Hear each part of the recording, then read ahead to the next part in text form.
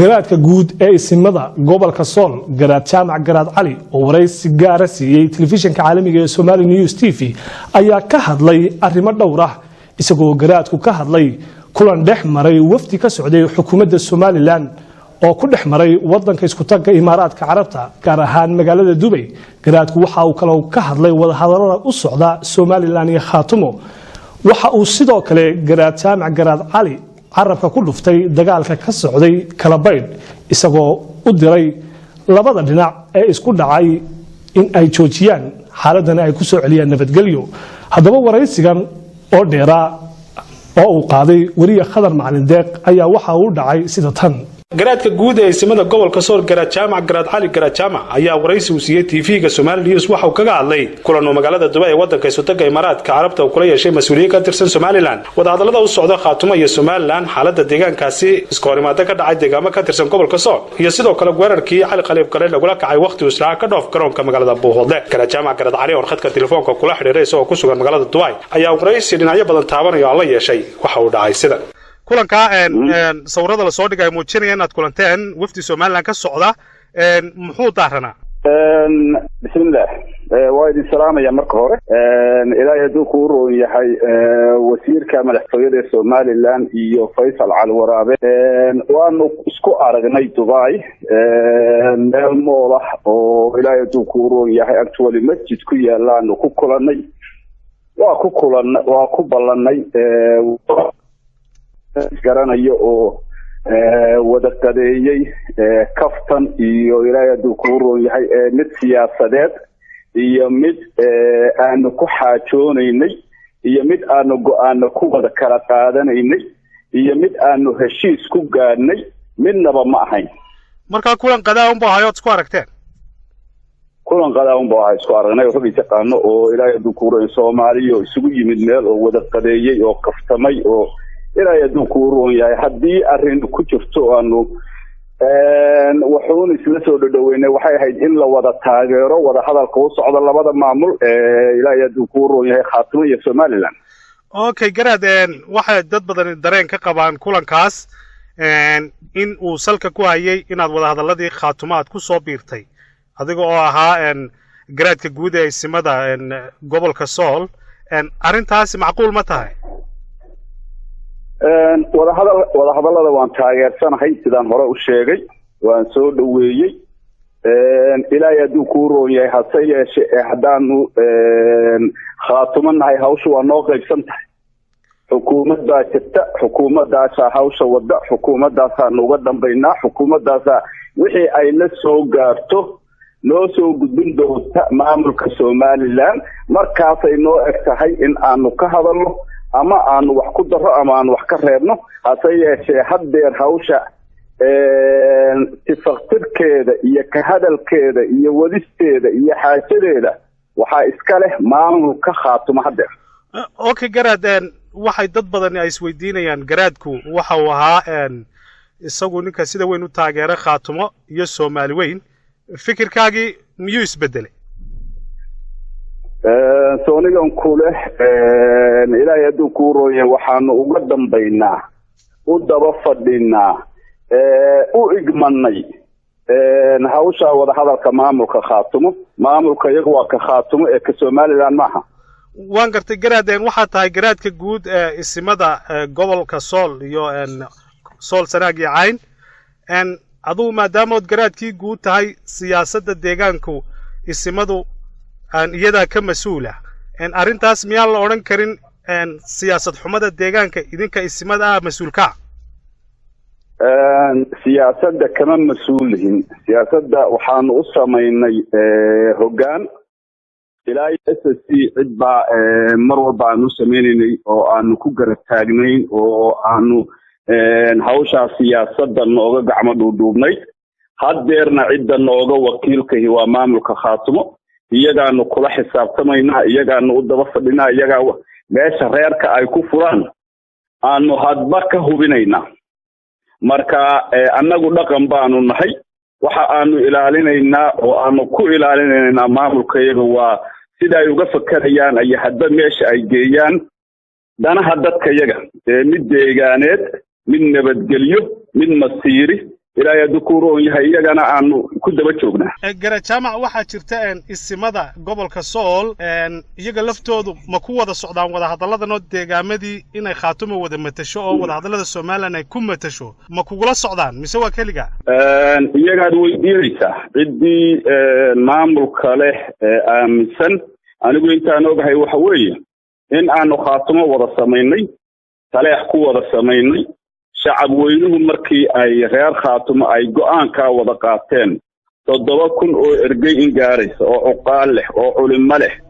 go'aankii ay soo gaareen ahaa inay maamul leeyihiin Khaatumo la yiraahdo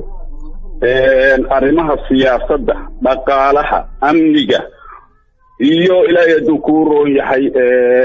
xaajooyinka uu uga wakiil yahay aanu u gudoominay tiibaan taagnahay tiibaan ilaa iyo maalintii la sameeyay aan taageersanahay haddii cid aan taageersaneyn ay jirto iyaga u sheegaya shacabkii aanu odayaasha u ahayn waxay ugu bedeleen iyo waxay u hayaan okay garaad waxa jirta qaar kamid ah isimadu waxay ku shireen deegaanka Buuhoodle arinta way ka soo horjeesteen ma la socotay arinta ma ilamaan socon okay garaad waxa kale oo jirta Cali Khaliif Galeed imika ma joogo deegaanka Buuhoodle wuxuu joogaa Widwid halka maruu siriyo inuu ka dhoofo u damcay ciidamaan weeraray Hargeysa ka dhoofay bal arintii halka ka dhacday ka waran Buuhoodle waantii nasiib daray ahayd deegaanku waa deegaan nabadgelyo ah waa deegaan hoos yimaada maamulka Khaatumo waxay dhaqaale badan iyo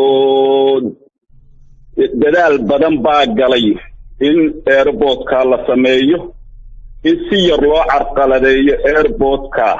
magaciisii iyo ammaankiisii iyo ilaahay dukuuro yahay danihii dadku ay ku qabsanayeen aad iyo aad baa looga xumaaday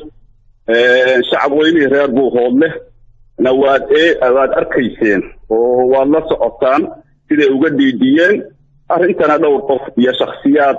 meelo kale laga soo abaabulay baa ka dambeeyay mid reer Buuhoodle ay ka dambeeyeen qoys iyo qabiil ma ahayn aad iyo aad baan uga xunnahay bal sidii arrinta loo daweyn lahaa dibna ay ugu dhacdeen hawshii airportku ummadda u hayeen dib loogu soo celin lahaana gacanta lagu hayaa garaad waxa jirta siyaasiyiin badan oo deegaankaaga aad ka soo jeedo aad garaad u tahay ba meelo kala duwan Puntland jooga dawladda federaalka jooga Somaliland jooga sideed u ururinaysaa imika dadkii oo aad leedahay war deegaankii nabadaha laga dhaliyo seed sigu keeni kartaa adu maadaama garaadkii guud tahay deegaankan dadka aan garaadka u hay degan yihiin way shadeen oo maamul bay samaysteen ummadda Soomaaliyeedna waa ay ka tirsan yihiin inta ka fikir duwan arrinta u aragtay Hargeysa in looga taliyo deegaanka ama Garowe in looga taliyana waxaanu leenahay taladu waxay ka askumtaa haani gunbay ka askumataa haddaan taa la isla helinna cid kale iyo meel kale macna lagu yeelan maayo marka waa soo dhaweynaynaa waan u baaqaynaa waa u gurguuranaynaa in dadkan taladooda iyagu ay leeyihiin oo baraxla cidii doontaa hogaaminayso tala baraxla oo aan meelna ku qasnayn oo aan meelna hoos joogin oo aan meel kale ilaahay dukuuro yahay laga soo askumayn ama laga soo yeerinayn dadkani in ay yeeshaan kadibna meeshay doonaan iyo siday doonaan iyagoo xor u ah ay u dhaqaaqaan garaad haddii wada hadallada Somaliland iyo Khaatumo ay guuleystaan maamulka Khaatumana oo intuu ku biiro uu leeshiyo Somaliland ku soo biiro mabda'aaga adiga wax ma iska bedelayaan markaa aynu aragno ka hor dhici maayo ilaahay dukuuro yahay wada hadal baa socda wada hadalka hadba meesha uu marayo iyo sida uu soo baxaa go'aankaygu noqonaya laakiinse mid mar walba go'aankaygu waa yahay dadkan taladooda iyo deegaankooda inay xor u yihiin haddii nabadgelyo lagu gaarayo falilaahi alxamdu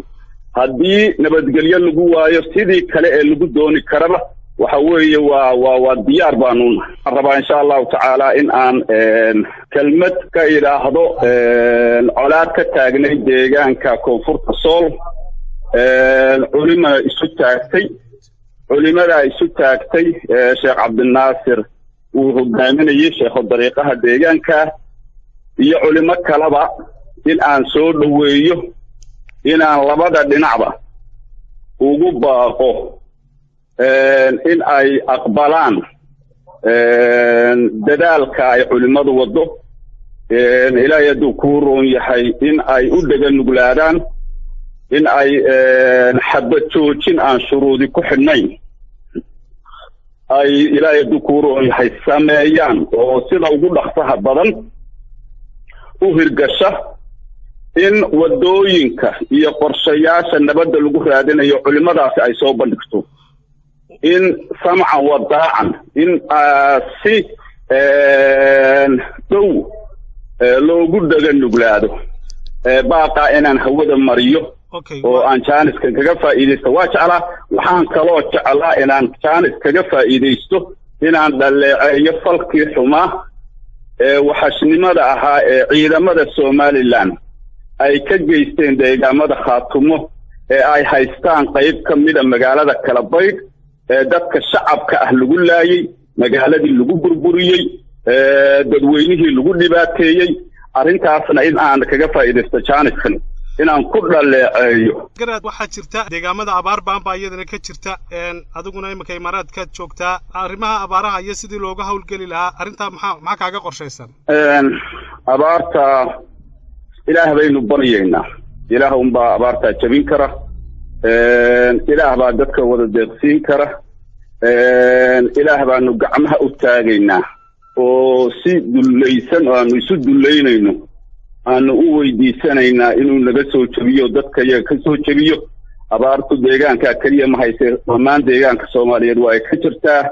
إلهي إنه كدل قاضه أنت أنه قيل دان قارسين كره إلهي كسوك كيسا